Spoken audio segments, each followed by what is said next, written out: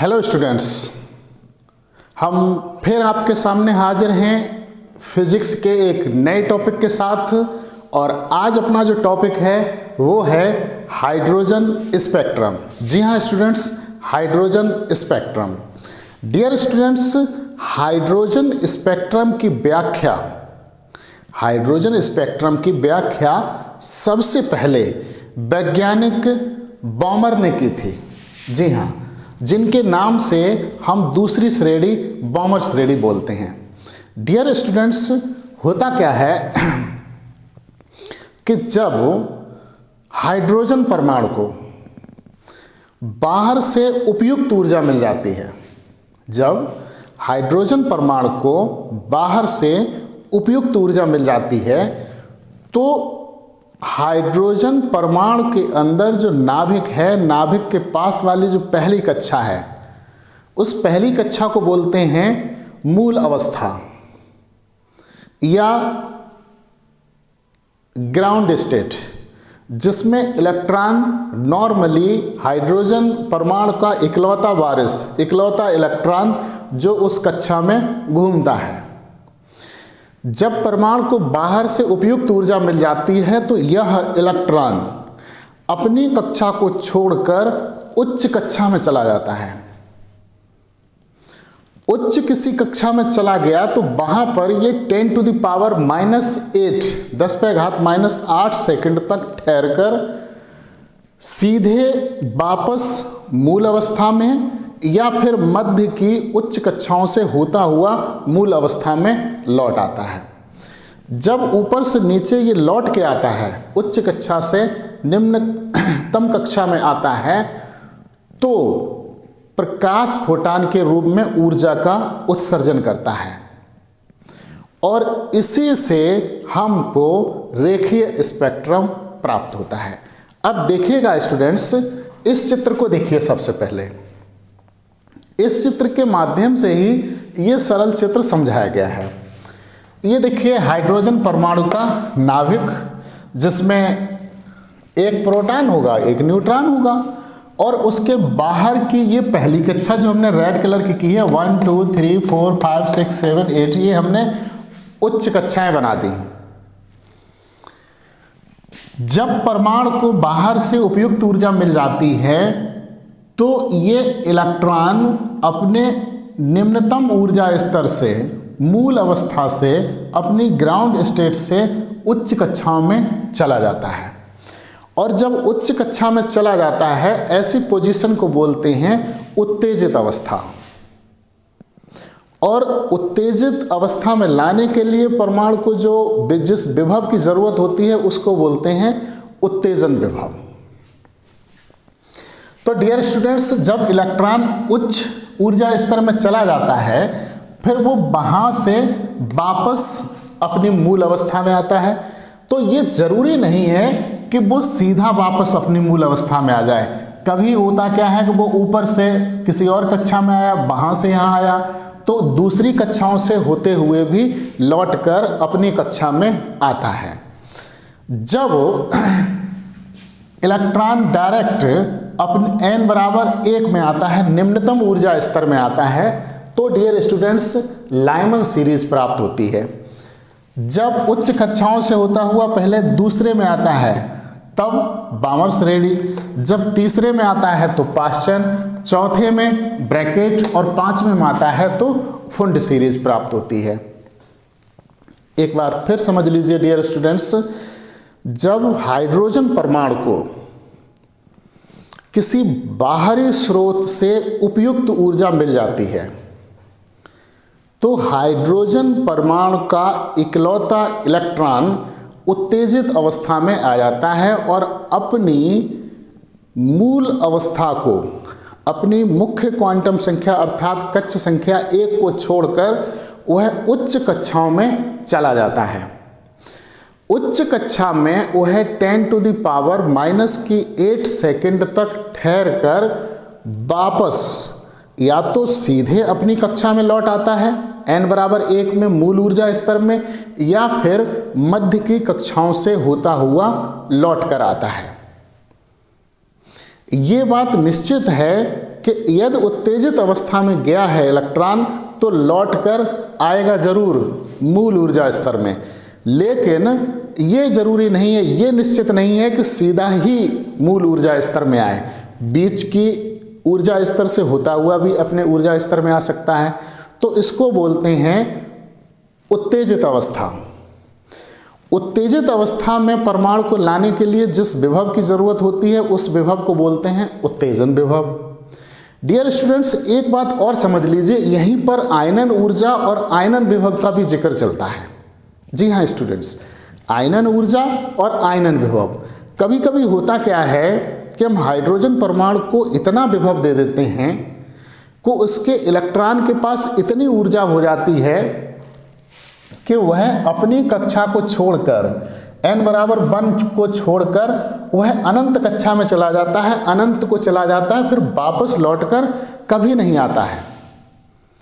इस सिचुएशन को बोलते हैं आयनन ऊर्जा, परमाणु का आयनित हो जाना।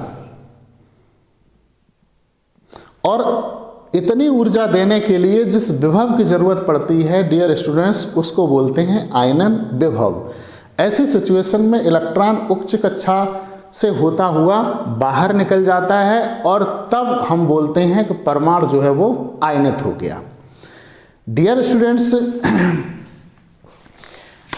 इन रेखाओं की तरंगदैर्घ्य ज्ञात करने के लिए जो सूत्र होता है वो 1/λ = r 1/n1² - 1/n2²। ये खास बात स्टूडेंट्स ये है कि आखिर ये स्पेक्ट्रम प्राप्त कैसे होता है। जब इलेक्ट्रॉन उच्च कक्षा से निम्न कक्षा में आता है, जिस कक्षा से गया है उस कक्षा में आता है या मध्य की किसी कक्षा में आता है, तो जिस कक्षा से आया और जिस में आया तो दोनों कक्षाओं के ऊर्जा स्तरों, दोनों ऊर्जा स्तरों के अंतर के बराबर, यानी कि दोनों कक्षाओं की जो ऊर्जा है उन ऊर्जाओं के अंतर के बराबर वह ऊर्जा का उत्सर्जन करता है। अर्थात जो ऊर्जा का उत्सर्जन है वो प्रकाश फोटान के रूप में ऊर्जा का उत्सर्जन करता है और इसी ऊर्जा से, इसी स्पेक्ट्रम से, इन्हीं फोटानों से हमको रेखीय स्पेक्ट्रम प्राप्त होता है। उसके लिए स्टूडेंट्स इनकी तरंगदैर्घ्य ज्ञात करने के लिए ये सूत्र है 1/λ = r 1/n1² - 1/n2²। यहाँ लैम्डा तरंगदैर्घ्य है, r रिडबर्ग नियतांक, n1 जो है वह कक्षा है जिसमें इलेक्ट्रॉन वापस आया और n2 वह कक्षा है जहां से वापस आया।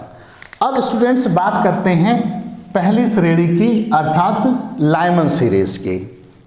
लाइमन सीरीज की लाइमन सीरीज देखिए स्टूडेंट्स, इसमें ये देखिए, ये दूसरे से पहले में आया, ये तीसरे से पहले में, चौथे से पहले में, पांचवें से, छठी कक्षा से पहली कक्षा में, सातवीं से या आठवीं से। सीधी सी बात है, जब हाइड्रोजन परमाणु का इलेक्ट्रॉन किसी उच्च ऊर्जा स्तर से निम्नतम मूल ऊर्जा स्तर में आता है, यानी कि निम्नतम ऊर्जा स्तर में आता है या मूल ऊर्जा स्तर में आता है या ग्राउंड स्टेट में आता है।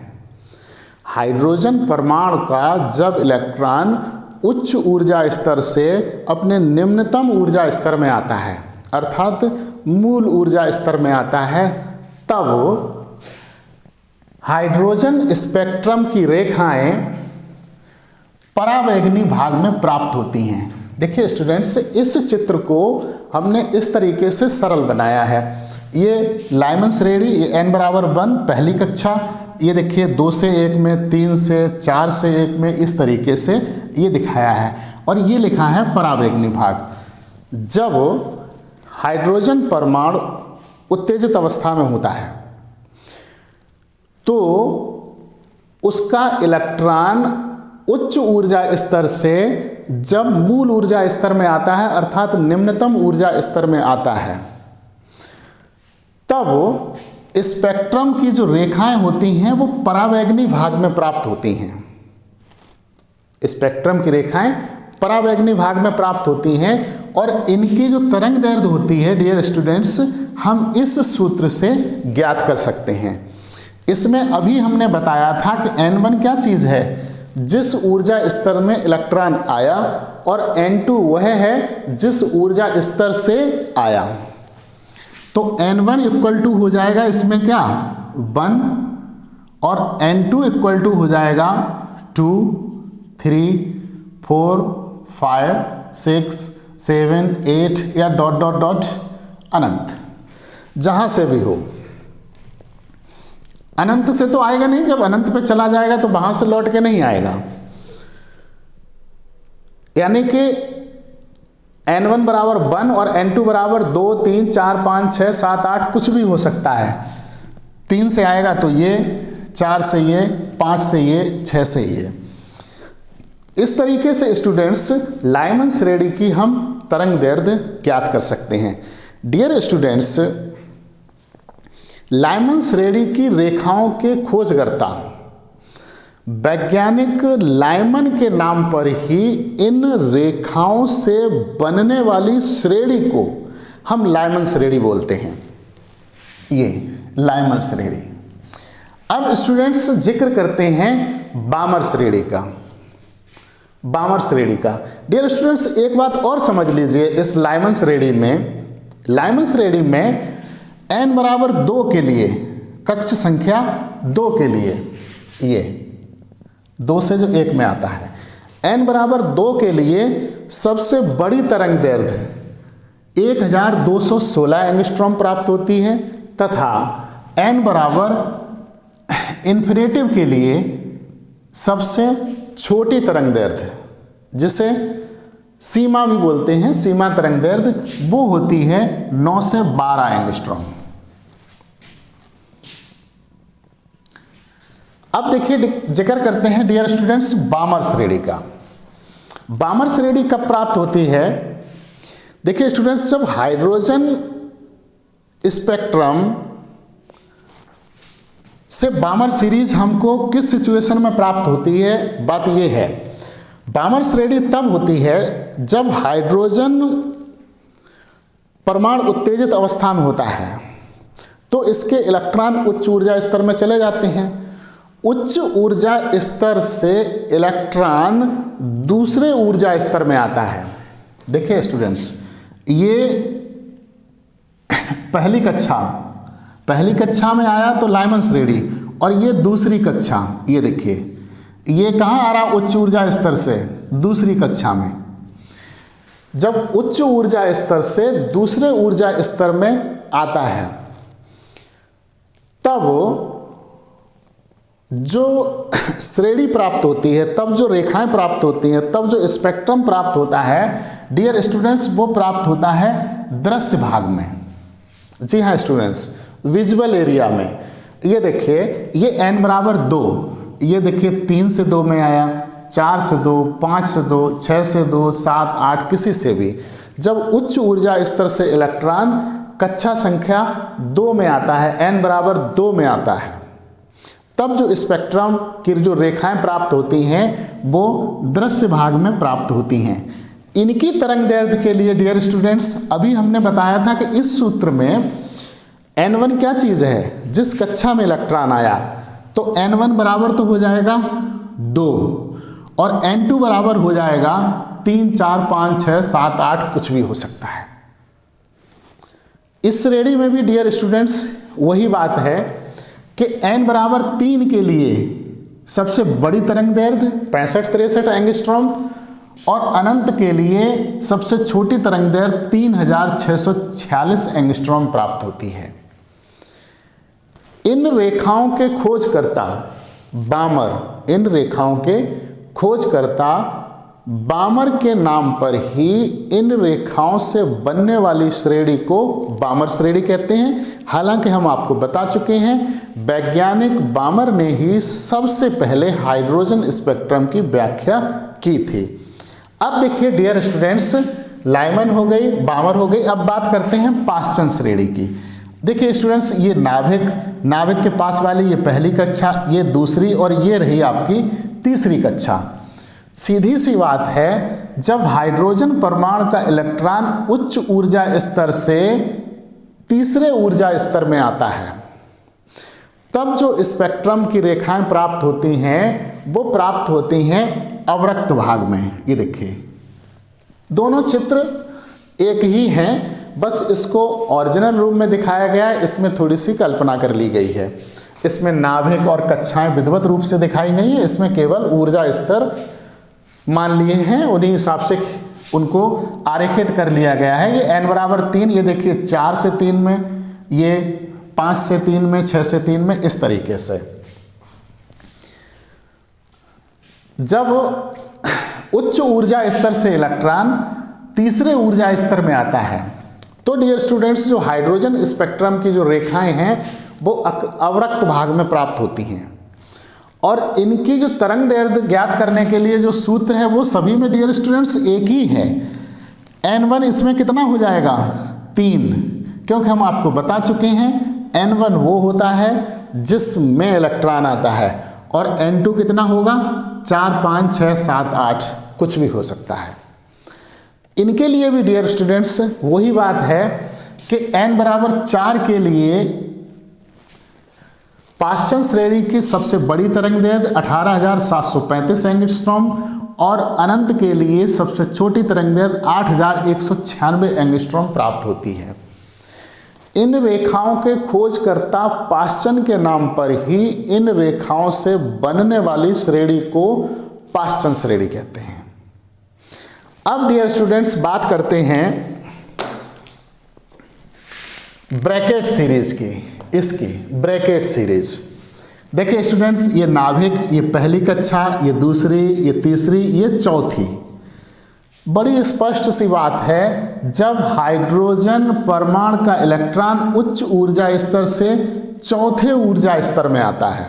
जी हाँ स्टूडेंट्स, उच्च ऊर्जा स्तर से चौथे ऊर्जा स्तर में आता है तो जो स्पेक्ट्रम की जो रेखाएं प्राप्त होती हैं, जो स्पेक्ट्रम प्राप्त होता है डियर स्टूडेंट्स, वो भी अवरक्त भाग में ही प्राप्त होता है। और इसकी जो तरंग दैर्ध्य है वो इसी सूत्र से ज्ञात की जाएगी सभी की। तो 1/λ = r 1/n1 square minus 1/n2 square. हम आपको बता चुके हैं n1 इसमें वो चीज़ है जहाँ जिस कक्षा में इलेक्ट्रॉन आता है, और n2 वो है कक्षा जिस कक्षा से आता है। तो इसमें किस कक्षा में आ रहा है 4 में, तो n1 बराबर हो जाएगा 4, और 4 में आएगा कहाँ से 5 से, 6 से, 7 से, 8 से। तो डियर स्टूडेंट्स ये हमने 4 हटा दिया, 5, 6, 7, 8 से आ सकता है। इसके लिए भी डियर स्टूडेंट्स वही बात, ब्रैकेट श्रेणी इसका नाम कैसे बना कि इन रेखाओं के खोजकर्ता वैज्ञानिक ब्रैकेट के नाम पर ही इन रेखाओं से बनने वाली श्रेणी को ब्रैकेट श्रेणी कहते हैं। अब डियर स्टूडेंट्स बात करते हैं फुंड सीरीज की। एक और बात डियर स्टूडेंट्स, जो ब्रैकेट सीरीज है इसकी जो सबसे बड़ी तरंग दैर्ध्य होती है वो n बराबर 5 के लिए सबसे बड़ी तरंग दैर्ध्य 40,500 एंगस्ट्रॉम, और n बराबर इन्फिनेटिव के लिए सबसे छोटी तरंग दैर्ध्य 14,156 एंगस्ट्रॉम प्राप्त होती है। अब बात करते हैं इसकी फुंड श्रेणी की। जरा देखिए स्टूडेंट्स, इसमें ये नाभिक के पास वाली पहली कक्षा, ये दूसरी, तीसरी, चौथी, और ये देखिए 5वीं में आ रही हैं। सीधी सी बात है, जब हाइड्रोजन परमाणु का इलेक्ट्रॉन उच्च ऊर्जा स्तर से 5वें ऊर्जा स्तर में आता है, अर्थात n बराबर 5 में आता है, तो स्पेक्ट्रम की जो रेखाएं होती हैं वो अवरक्त भाग में प्राप्त होती हैं, और इनकी तरंग दैर्ध्य भी इसी सूत्र से हम ज्ञात कर सकते हैं। इसमें चूंकि 5वीं कक्षा में आता है तो n1 बराबर 5, और 5 में आएगा तो आएगा कहाँ से 6 से, 7 से, 8 से, या अन्य ऊपर से आएगा। इस तरीके से इसकी हम तरंग दैर्ध्य ज्ञात कर सकते हैं। इसकी भी वही सिचुएशन है कि n बराबर 6 के लिए सबसे बड़ी तरंग दैर्ध्य 74,580 एंगस्ट्रॉम, और अनंत के लिए सबसे छोटी तरंग दैर्ध्य 22,789 एंगस्ट्रॉम प्राप्त होती है। इन रेखाओं के खोजकर्ता वैज्ञानिक फुंड के नाम पर ही इन रेखाओं से बनने वाली श्रेणी को फुंड श्रेणी कहते हैं।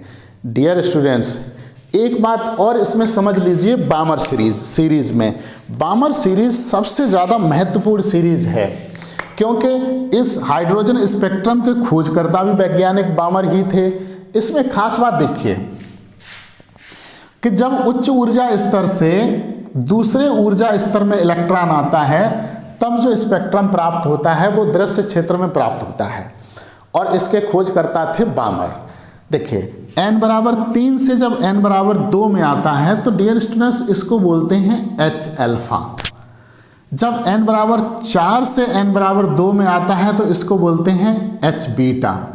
n बराबर 5 से जो 2 में आता है इसको बोलते हैं H गामा। इसको आप यहाँ भी समझ सकते हैं, जो 3 से ये 2 में आया इसको बोलेंगे H अल्फा, 4 से 2 में आया इसको बोलेंगे H बीटा, और 5 से जो 2 में आया इसको बोलते हैं H गामा। लेकिन ये बात H अल्फा, H बीटा और H गामा की जो बात है वो सिर्फ और सिर्फ बामर सीरीज के लिए ही है। डियर स्टूडेंट्स, एक बार हम आपको फिर बता दे रहे हैं कि हाइड्रोजन स्पेक्ट्रम की व्याख्या सबसे पहले वैज्ञानिक बामर ने की थी। इसमें होता क्या है कि जब हाइड्रोजन परमाणु को बाहर से उपयुक्त ऊर्जा मिल जाती है तो हाइड्रोजन परमाणु अपने निम्न ऊर्जा स्तर से अर्थात मूल ऊर्जा स्तर से ग्राउंड स्टेट से उच्च ऊर्जा स्तर में चला जाता है, और वहाँ 10⁻⁻8 सेकंड तक ठहरकर वापस अपनी कक्षा में लौट आता है। वापस अपनी कक्षा में या तो वो सीधे ही लौट आता है या फिर मध्य की कक्षाओं से होते हुए आता है, और जब लौटता है तो दोनों ऊर्जा स्तरों के अंतरालों के बराबर, दोनों ऊर्जा स्तरों की ऊर्जाओं के अंतर के बराबर ऊर्जा का प्रकाश फोटानों के रूप में उत्सर्जन करता है। तब जो स्पेक्ट्रम प्राप्त होता है वो रेखीय स्पेक्ट्रम होता है। उसी का स्टूडेंट्स ये जिक्र है। तरंग दैर्ध्य उसकी इस सूत्र से ज्ञात कर सकते हैं। स्पेक्ट्रम की रेखाओं का अलग अलग अध्ययन करके उनको 5 श्रेणियों में विभाजित किया: लाइमन, बामर, पाश्चन, ब्रिकेट और फुंड। जब उच्च ऊर्जा स्तर से पहली कक्षा में इलेक्ट्रॉन आता है तो लाइमन श्रेणी, दूसरे में आए तो बामर, उच्च कक्षाओं से तीसरे में आता है तो पाश्चन, चौथी कक्षा में आता है उच्च ऊर्जा स्तर से तो ब्रैकेट, उच्च ऊर्जा स्तरों से 5वीं कक्षा में आता है तो फुंड सीरीज प्राप्त होती है। तो डियर स्टूडेंट्स, ये है अपना हाइड्रोजन स्पेक्ट्रम। उम्मीद है कि आपको समझ में आया होगा। स्टूडेंट्स, हमारे चैनल को देखते रहिए, सब्सक्राइब कर लीजिए, और यदि आप कोई वीडियो देखना चाहते हैं तो टॉपिक का नाम बताइए, हम उससे रिलेटेड वीडियो आपके लिए अवश्य बनाएंगे। Thank you.